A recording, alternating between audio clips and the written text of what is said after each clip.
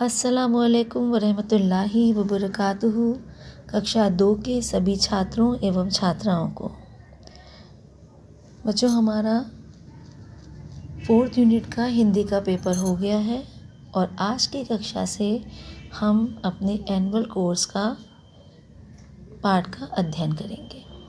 इसके लिए आप सभी बच्चे अपनी हिंदी की पाठ्य पुस्तक यानी पराग पाठ्य पुस्तक निकाल लें और उसमें पाठ 14 जिसका नाम है हमारा राष्ट्रीय झंडा, वो पेज खोल लें। आज हम इसी पाठ का अध्ययन करेंगे। सभी बच्चों ने अपनी पुस्तक निकाल ली। अब पाठ का अध्ययन करने से पहले हम ये देखें कि पाठ का जो नाम है हमारा राष्ट्रीय झंडा, इस जो पाठ का जो नाम है इसमें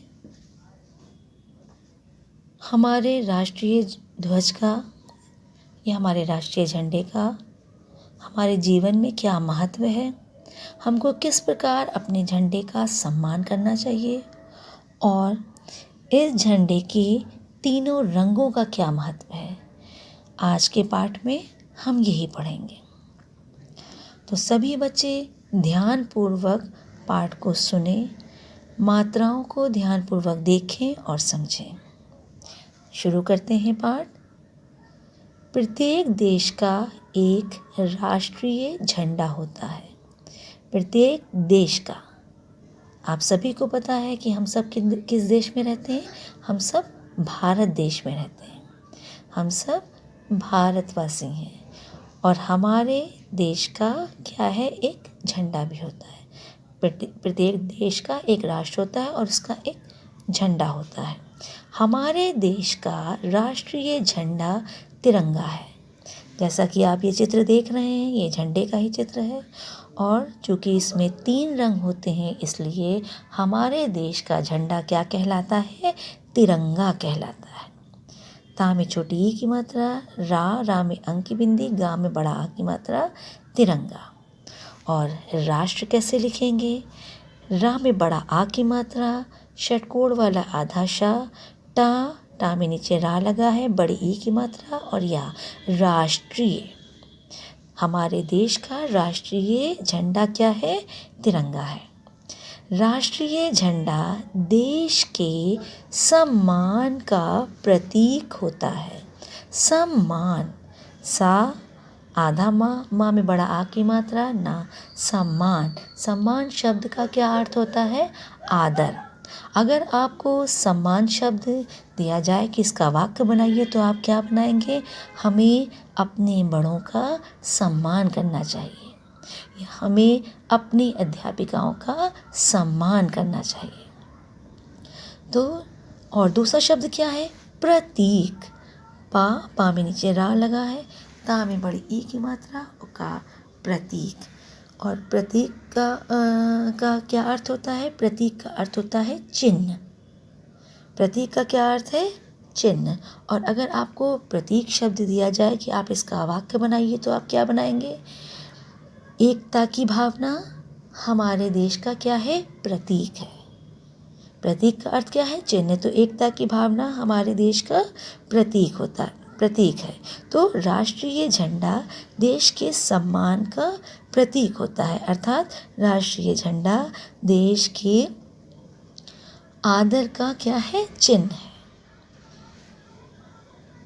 यही कारण है कि हर देश के नागरिक अपने देश के राष्ट्रीय झंडे का न केवल आदर करते हैं। अब देखिए, नागरिक, ना में बड़ा आ की मात्रा, गा, रा में छोटी ई की मात्रा, का, नागरिक। नागरिक क्या होते हैं, किसी देश में रहने वाले जो लोग होते हैं वो उस देश के क्या कहलाते हैं, नागरिक, देशवासी। नागरिक क्या होते हैं, देशवासी। तो यही कारण है कि हर देश के नागरिक अपने देश के राष्ट्रीय झंडे का न केवल आदर करते हैं, प्रत्येक देशवासी अपने झंडे की न केवल इज्जत करते हैं। अब ये क्या आ गया यहाँ पे, अर्धविराम, अपितु। अपितु का क्या अर्थ होता है, अपितु का अर्थ होता है बल्कि उसके सम्मान की रक्षा के लिए अपने प्राणों की बाजी भी लगा देते हैं। रक्षा क्या होती है? रक्षा होती है हिफाजत। रक्षा क्या होती है? हिफाजत। तो बल्कि उसके सम्मान की रक्षा यानी हिफाजत के लिए अपने प्राणों की बाजी लगा देते हैं। प्राण क्या होते हैं? जान। और बाजी क्या होती है? मतलब दांव पे जिस चीज़ को लगा देना। अब यहाँ पे ये लाइन किसके लिए आ रही है? ये आ रही है हमारे देश के सैनिकों के लिए। बच्चों, आपको पता है प्रत्येक देश की एक सीमा होती है। हमारे भारत देश की भी एक सीमा है, यानी देश का जो किनारे का हिस्सा होता है वो होती है देश की सीमा। और वहाँ पे क्या होते हैं? हमारे सैनिक तैनात रहते हैं जो 24 घंटे क्या करते हैं? देश की रक्षा करते हैं। लेकिन जब कभी देश पे कोई संकट आता है, कोई मुसीबत आती है, कोई दूसरा देश हमारे देश पे हमला करता है, तो यही सैनिक अपने प्राणों की बाजी लगा देते हैं, यानी अपने जीवन को, अपनी जान को खतरे में डालकर अपने देश की क्या करते हैं? रक्षा करते हैं, अपने देश की हिफाजत करते हैं। भारत के राष्ट्रीय झंडे में 3 रंग हैं। अब देखिए, आते हैं झंडे के रंगों पे। कितने रंग हैं? 1, 2, 3। ये तो आपको सबको पता है, इसीलिए ये तिरंगा कहलाता है। 3 रंगों के कारण इसको क्या कहते हैं? तिरंगा।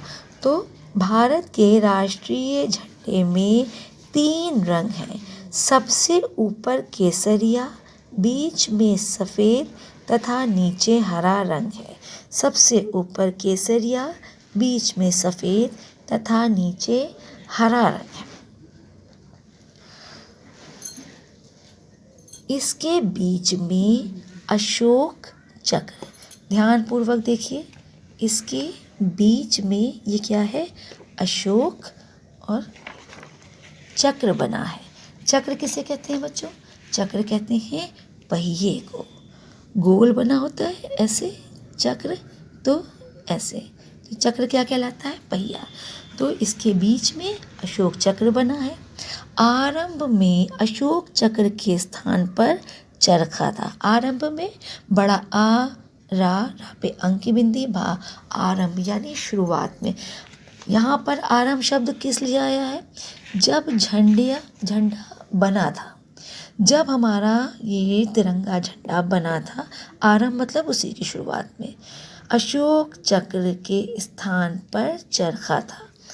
चरखा क्या था? चरखा दोनों ओर से एक समान दिखाई नहीं देता था। अब बच्चों देखिए, चरखा कैसा होता है? चरखा ऐसा होता है, इधर से चक्र की तरह तो ये भी होता है, पहिए की तरह तो ये भी होता है, लेकिन इधर बड़ा होता है और इधर छोटा होता है। दोनों तरफ से ये एक समान नहीं दिखता है। तो चरखा दोनों ओर से एक समान नहीं दिखाई देता था। इसी कारण बाद में केवल चक्र को ही राष्ट्रीय झंडे के मध्य रखा गया। मध्य शब्द का क्या अर्थ है? बीच में। मध्य क्या होता है? बीच में, बिल्कुल बीच में जो चीज़ होती है। और अगर आपको मध्य का वाक्य बनाने को दिया जाए तो आप क्या बनाएंगे? मैं कक्षा में मध्य स्थान पर बैठता हूँ। मैं अपनी कक्षा में, मैं अपनी बेंच पर, आप विद्यालय आते हैं, बेंच पे बैठते हैं, मैं अपने बेंच पे मध्य स्थान पर बैठता हूँ, यानी बीच में। एक आपके एक तरफ एक बच्चा होता है और आपके एक तरफ एक बच्चा। तो मैं अपनी कक्षा में मध्य बेंच पर बैठता हूँ। अच्छा, अब क्या आ गया? राष्ट्रीय झंडे के तीनों रंग हमें भिन्न भिन्न संदेश देते हैं। अब एक चीज़ और देख लीजिए, जो यहाँ पर लिखा है भिन्न भिन्न, जब किसी स्थान पर 2 शब्द एक से आते हैं तो उनको जोड़ने के लिए बीच में ये जो चिन्ह होता है, ये क्या कहलाता है? ये कहलाता है योजक चिन्ह, यानी ये जोड़ने का चिन्ह है। तो भिन्न भिन्न, राष्ट्रीय झंडे के तीनों रंग हमें भिन्न भिन्न संदेश देते हैं। अब संदेश का क्या अर्थ है? संदेश का अर्थ है खबर। राष्ट्रीय झंडे के तीनों रंग हमें भिन्न भिन्न संदेश देते हैं। संदेश का क्या अर्थ है? खबर देना। यानी हमारे राष्ट्र के झंडे में जो ये 3 अलग अलग रंग हैं, ये हमें तीनों रंग एक संदेश देते हैं। तीनों रंग अलग अलग गुण की ओर हमारा ध्यान दिलाते हैं। गुण क्या होते हैं? गुण का अर्थ है खूबियाँ। अलग अलग गुण की ओर हमारा ध्यान दिलाते हैं। अर्थात झंडे में जो तीनों रंग होते हैं, तीनों रंग अपने आप में अलग अलग खूबियों का संदेश देते हैं हमें। झंडे का केसरिया रंग हमारे त्याग व वीरता की गाथा गाता है। त्याग का अर्थ है छोड़ना, यानी अपने प्रिय चीज़ को छोड़ना। और वीरता का अर्थ है बहादुरी। अब अगर आपको वीरता का शब्द बनाने को दिया जाए, वाक्य बनाने को दिया जाए, तो आप क्या बनाएंगे? कि राम ने चोरों के आने पर वीरता से उनका सामना किया। राम ने चोरों के आने पर वीरता से उनका सामना किया। कि गाथा गाता है। गाथा का क्या अर्थ होता है? गाथा का अर्थ है प्रशंसा। गाथा का क्या अर्थ है? प्रशंसा। गाथा अगर आपको शब्द दिया जाए तो आप इसका वाक्य क्या बनाएंगे? कक्षा में अध्यापिका ने वीरों की गाथा का वर्णन किया। कक्षा में अध्यापिका ने वीरों की गाथा का वर्णन किया। तो झंडे का केसरिया रंग हमारे त्याग व वीरता की गाथा गाता है। जब भी देश पर संकट आया, सा में अंक की बिंदी, काट संकट। संकट का क्या अर्थ है? संकट का अर्थ है मुसीबत। संकट का क्या अर्थ है? मुसीबत या परेशानी। तो जब भी देश पर कोई मुसीबत या परेशानी आई, वीर जवानों ने अपनी जान पर खेलकर हमारे देश को बचाया। अभी जिन सैनिकों की बात हमने की कि जो देश की सीमा पर 24 घंटे तैनात रहते हैं, वो क्या करते हैं? जब भी देश पे कोई संकट आता है तो वो अपनी जान की परवाह किए बगैर अपने देश को बचाते हैं। तो बच्चों, आज की कक्षा हम यहीं पे समाप्त करते हैं। अगली कक्षा में हम आपको इसके आगे का पाठ पढ़ाएंगे। आशा करते हैं अब तक का पाठ आपने ध्यानपूर्वक सुना और समझा होगा। अस्सलामु अलैकुम व रहमतुल्लाहि व बरकातुहू।